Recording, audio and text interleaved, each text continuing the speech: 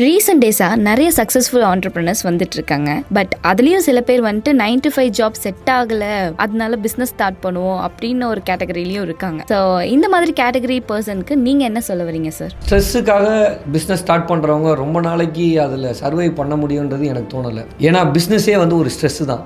Already வேலையில் stress தாங்க முடியலன்னு பிஸ்னஸ் ஆரம்பித்தாங்கன்னா பிஸ்னஸில் வர ஸ்ட்ரெஸ்ஸையும் அவங்களால தாங்க முடியாது. ஸோ பிஸ்னஸ் பண்ணும் அப்படின்னா அது பேஷனேட்டாக வந்தால் மட்டும்தான் முடியுமே தவிர ஒரு வேலையில் இருக்கேன் ஸ்ட்ரெஸ்ஸு பிஸ்னஸ் பண்ணால் நானே வந்து எல்லாத்தையும் பார்த்துக்கலாம் அப்படின்ற எண்ணத்தில் வந்தாங்கன்னா இதை ரொம்ப நாளைக்கு ஹேண்டில் பண்ண முடியாது. ஏன்னா நிறைய ஓனர்ஸால் வெளியிலே சொல்ல முடியாத துக்கம்லாம் இருக்கும். ரைட் ஃப்ரம் ப்ராடக்டாக இருக்கட்டும், சர்வீஸாக இருக்கட்டும், கஸ்டமர் ஃபீட்பேக்காக இருக்கட்டும், எம்ப்ளாயீஸாக இருக்கட்டும், எல்லாருக்கிட்டையுமே நம்ம வந்து ஒவ்வொருத்தர்கிட்டையும் நம்மளுடைய முகத்தை வந்து வேறையாக காமிச்சு நம்ம வந்து அதில் ட்ராவல் பண்ணிகிட்டே இருக்கணும். ஸ்ட்ரெஸ்ஸுனால பிஸ்னஸ் ஆரம்பிக்கிறாங்கன்னு சொன்னாங்கன்னா அது முடியாத ஒரு விஷயமாயிடும்.